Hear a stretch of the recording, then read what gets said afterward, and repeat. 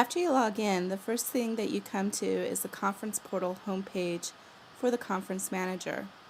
This is basically where you can see all of the different events that the system is currently managing for you, and you can also see what sort of portal adjustments and feedback you're receiving from your users, as well as creating additional accounts for colleagues that may need access to this information. This can include people within your organization or outside vendors that may need access to the information, such as audiovisual support, or your education director, or your meetings director, which may be two separate people within your organization.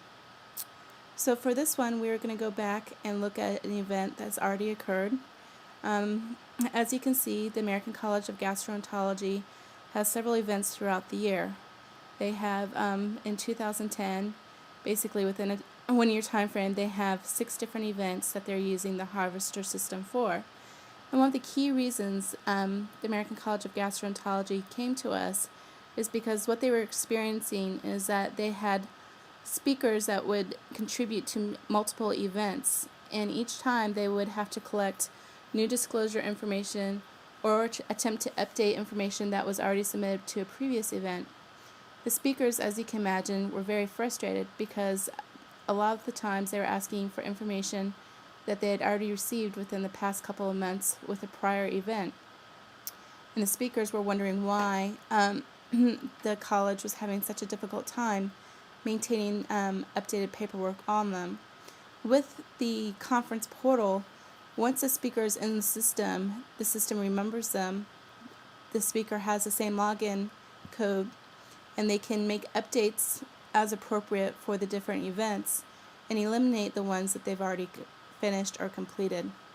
So we're going to go down to the 2009 annual conference, and we're going to see the different ways that the American College of Gastroenterology used the Harvester to help them manage their event.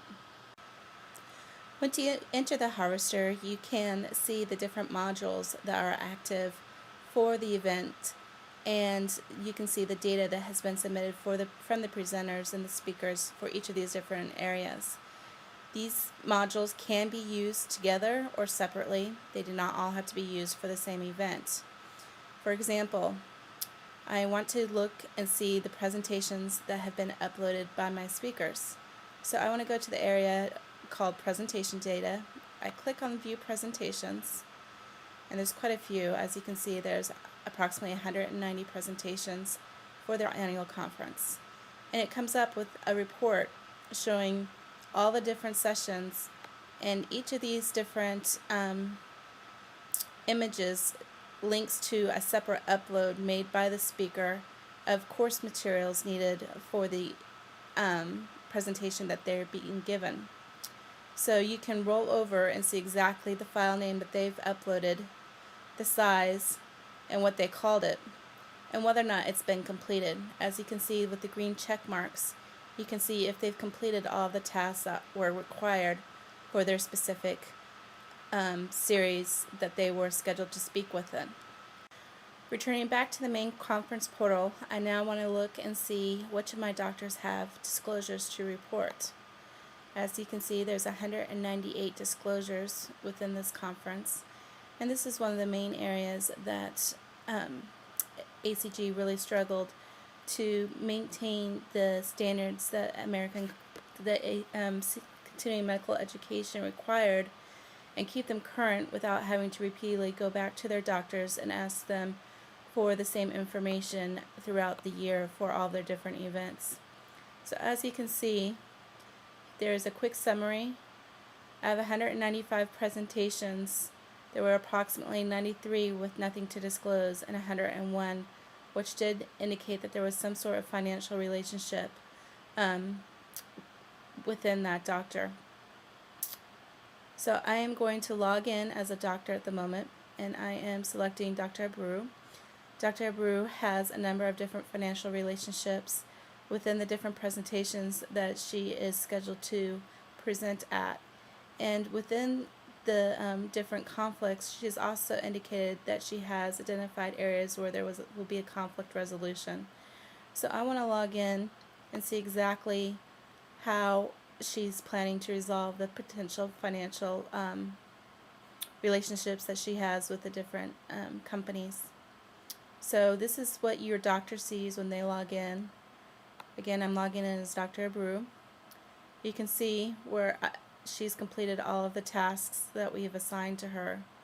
But I am most interested in looking at the disclosures policy, which she's completed. So I'm going to look at the annual meeting disclosure form. This text up here can be completely edited by you and your organization to reflect whatever statement you want.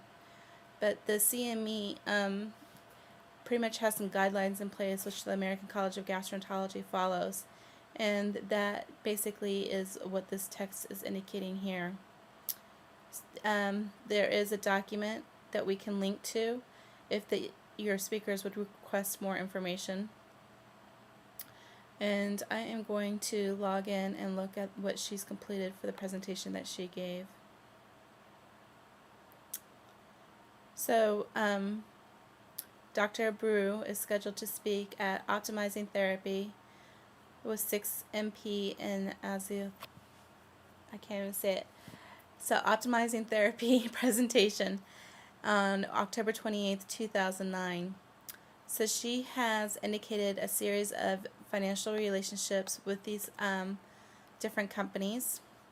And if I want to, I can go in and look at the type of financial relationship she has with each company. I'm going to start with Elon. And the type of financial relationship she's checked off is consultant, and she's with their speakers bureau. And the way that she is suggesting that the conflict is resolved is to assure the talk is evidence-based. Now, American College of Gastroenterology can go export these and then make different recommendations if they do not feel that her suggestion meets their needs. I'm going to go back. I'm satisfied with what she suggested for the Elon presentation.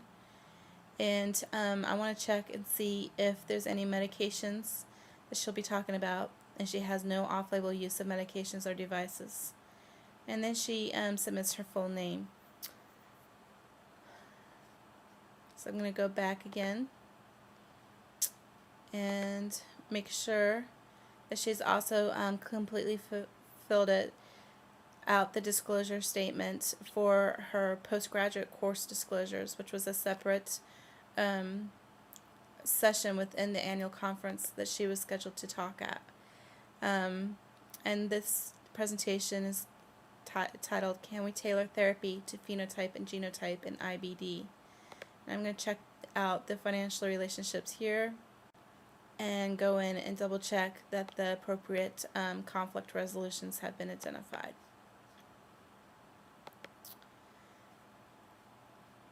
Now, Dr. Abreu continues to speak at other ACG events, and these conflicts with the companies listed will come up every time that she logs into the system moving forward. And this way she can monitor them and make sure that nothing has changed and add any additional conflicts that might occur during the course of the year. This way ACG stays updated on what she's doing, and Dr. Abreu doesn't have to unnecessarily add additional information beyond what she's already entered for the previous event that she spoke at.